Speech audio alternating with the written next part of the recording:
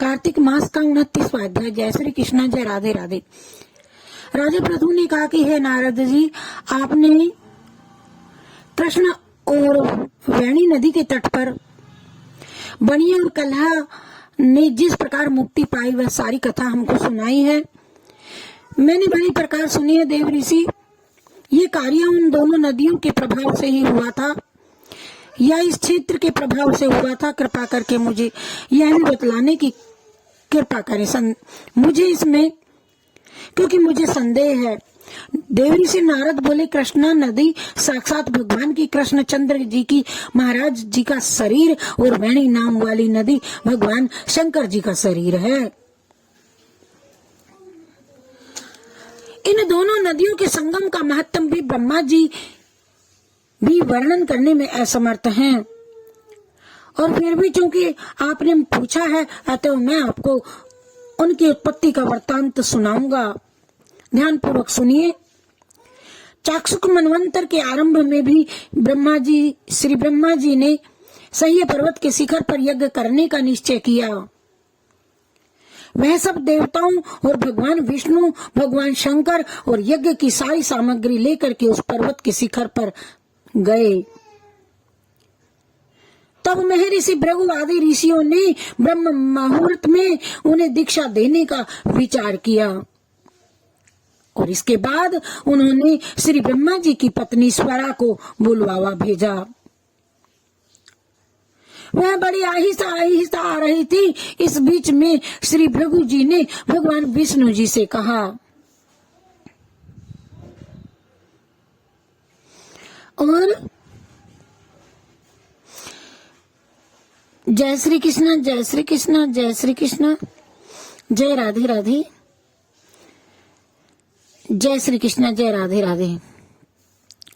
प्रभु, आपने स्वरा को शीघ्रता से बुलाया था, वह क्यों नहीं आई? विष्णु जी ने पूछा। विष्णु जी से पूछा भृगु जी भगवान ने। तो हे प्रभु, आपने स्वरा को शीघ्रता से बुलाया था और वह क्यों नहीं आई? यदि ब्रह्म मुहूर्त चल गया तो फिर दीक्षा का कार्य कैसे होगा? इस पर भगवान विष्णु जी ने कहा, यदि स्वरा यथा समय यहाँ पर न पहुंच पाई तो आप गायत्री को ही स्त्रीमान करके दीक्षा विधान कर दीजिएगा। क्या गायत्री पुण्य कर्म में ब्रह्मा जी की स्त्री नहीं हो सकती? नारद जी बोले, भगवान विष्णु ने भगवान शंकर जी की बात का समर्थन किया। यह बात सुनकर के भृगु जी ने गायत्री को श्री ब्रह्मा जी दाईं ओर बिठा करके दीक्षा विधान आरंभ कर दिया। ऋषि मंडल गायत्री को दीक्षा दे ही रहे थे कि इतने में स्वरा जी भी यज्ञ मंडप में पहुंच गई। आन पहुंची श्री ब्रह्मा जी के पहलू में गायत्री को देख करके ईर्ष्या से क्रोध करके कहने लगी।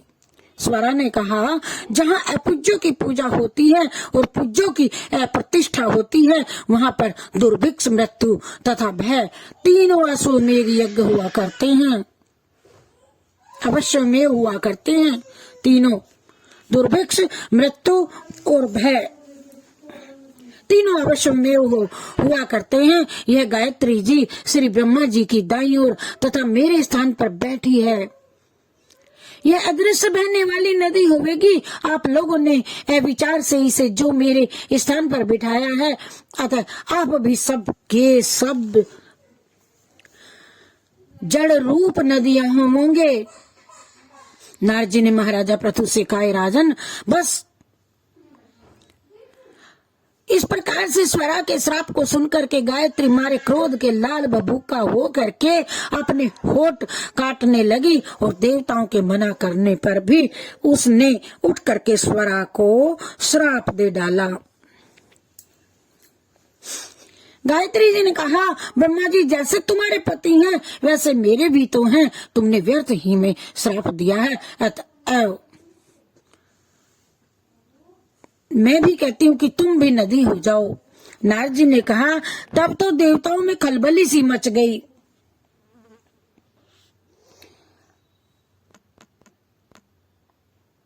और जब देवताओं में खलबली मच गई,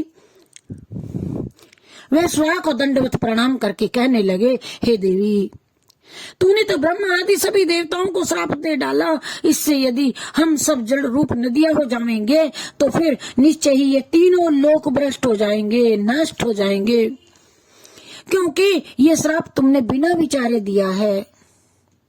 अतः तुम इसको वापस ले लो। स्वरा ने कहा, हे देवतागण, चूंकि आपने यज्ञ के आरंभ में गणेश पूजन नहीं किया है, इसीलिए यह विघ्न उपस्थित हो गया है।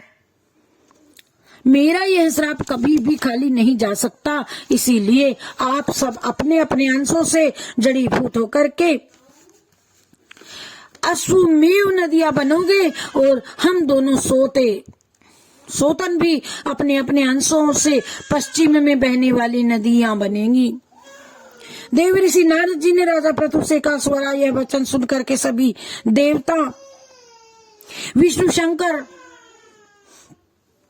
आदि सभी अपने अपने अंशों से नदियां बन गए और भगवान विष्णु के अंश से कृष्णा, भगवान शंकर जी के अंश से वेणी तथा श्री ब्रह्मा जी के अंश से कुमुदवती नाम वाली नदियां उत्पन्न हो गई।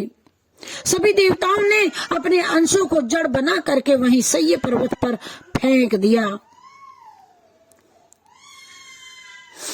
अपने अंशों को, और फिर उन लोगों के अंश अलग अलग नदियों के रूप में बहने लगे।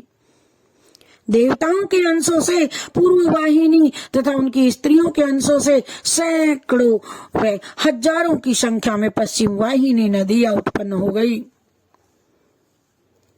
और गायत्री और स्वरा दोनों पश्चिम वाहिनी नदियां होकर के एक साथ बहने लगी।